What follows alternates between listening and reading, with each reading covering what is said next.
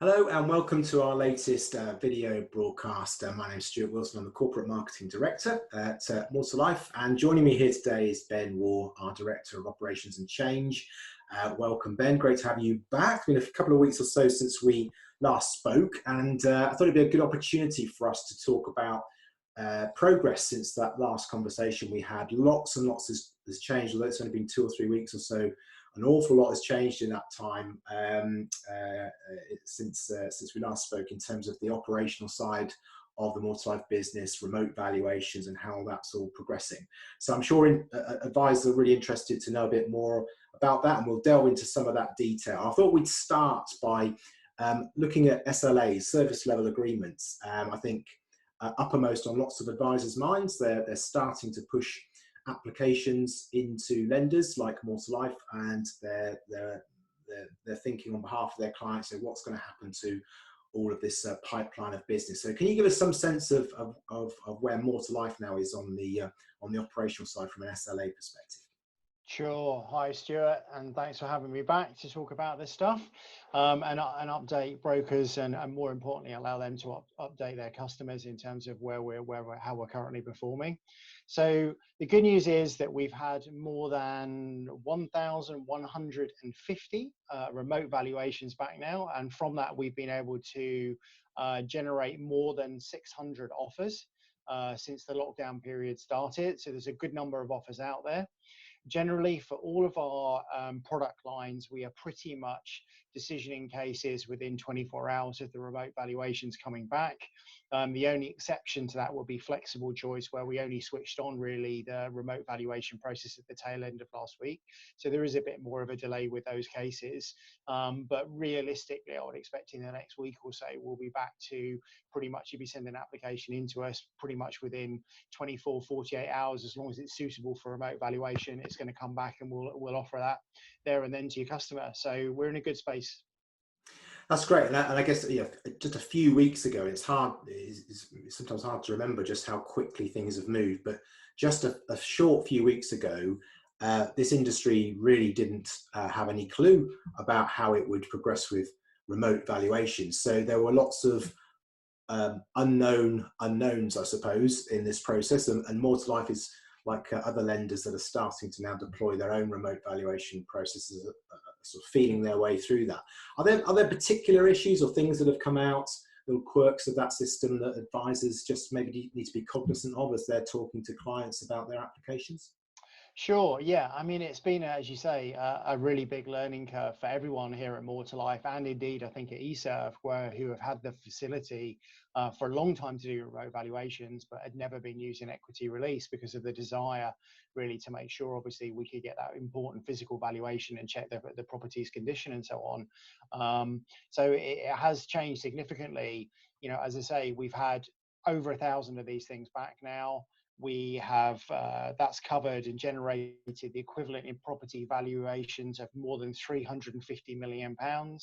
We've had more than £100 million worth of lending now sanctioned on the back of remote valuations.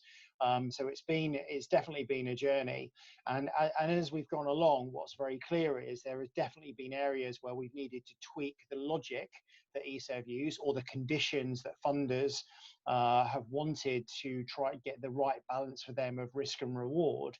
And as a result of that, we've made a number of tweaks. The most noticeable one was where we had a particular funder that wanted up-to-date photographs at eServe before they were prepared to do a remote valuation.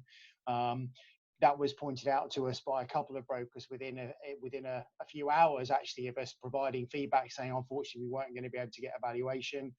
We had meetings very quickly with both eServe and the funders, looked at the size of the issue, looked at some of the challenges we had, but more importantly, looked at ways in perhaps we could manage the risk in a different way.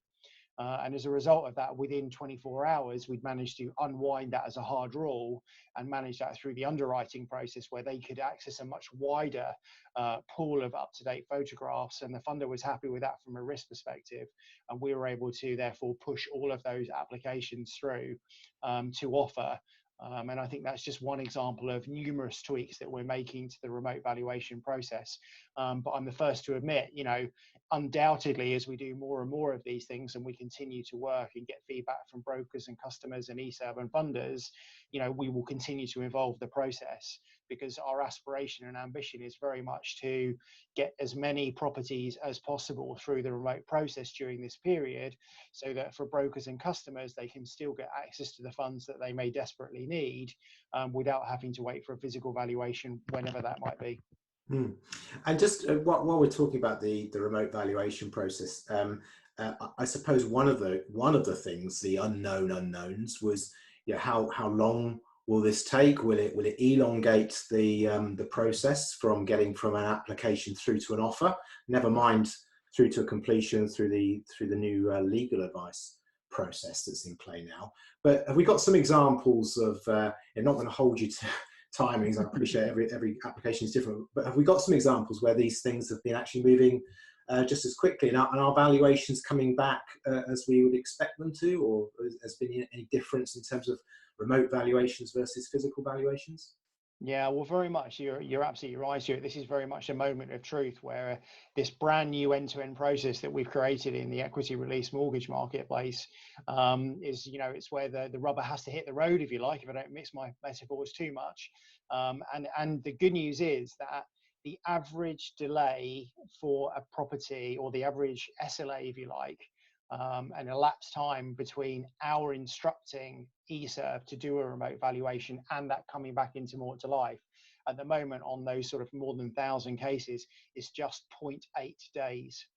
So where a property hits all the right criteria and an SAV, or so a remote valuation, can be returned, we were getting those things back very fast. And we've had some great feedback from brokers just in the last day or so, where we had one case where an application was put in by a broker at 9:30 in the morning. We'd instructed eServe to do the remote valuation at 10 o'clock. We had it back by 1, and the offer was out the door at 3 o'clock in the afternoon. That is far quicker than we could ever have hoped for with a physical valuation, and is a nice example of perhaps how the industry might need to evolve in the future to provide a much improved customer journey for customers and brokers in the future. I would point out, though, that was a very nice example, and it just happened, the stars happened to align. So unfortunately, you won't all see them, all applications go to offer that fast, but it does show you what's possible, and the speed of service that we're getting from eServe, which is, from what I can see, easily the best in the marketplace of all of the remote valuation services out there right now. That's good to know. And I suppose the other side of that coin is then once an offer's out of the door, and it sounds as though certainly in some cases we can still do that really quickly. In fact, in some cases faster, like you said, than we would even ever possibly have dreamt of with a physical valuation. But what about through to completion? I believe now Mortlife now started with the first completions, perhaps the first in this industry for loan applications from a remote valuation. So how's that going? Well, I've got some great news there as well, because despite all the challenges of post and the difficulties of seeing customers and picking up signed mortgage deeds, for example, the good news is we've now completed more than £1 million worth of loans where they've gone end to end from application through the remote valuation, through offer, and then through the new independent legal advice and sign-off processes. And as I say, more than £1 million already completed. There's a lot more to come. I know just this week there's cases set for completion that will add to that number. And the average elapsed time for those first sort of cases that went through is probably somewhere around the 15 to 18 workday mark. So again, despite all of the challenges, I mean, the message for brokers is we are absolutely, as an industry, open for business. The end-to-end process does work. Yes, again, unfortunately, not all cases will have that fantastic, slick journey all the way through, but it does show customers and brokers that it is still possible to get relatively quick access to funds if the right property is there and the right product selected. And hopefully, as I say, there's not too many delays for things that are outside our control, such as postal delays. It is still very possible to get access to funds very, very quickly, which in the current climate can only be a good thing. Well, that's a great message to end on, Ben. So thank you very much for your time today. I really do appreciate that. And thank you also for watching. You'll find lots more resources and information online if you just go to our website, mortalife.co.uk. Head to the newsroom and you'll see a COVID-19 updates tab there. And we're keeping all of our latest information there, including updates on SLAs that Ben referenced a little bit earlier on today in this chat. But thanks again, Ben, for your time. We'll do some more of these, I'm sure, over the next coming weeks as we get ever more deeper into this process and out of the other side. But for now, thank you, and thanks for watching, and we'll catch you on the next event. Thank you very much. Thanks, Stuart. Be safe, everyone.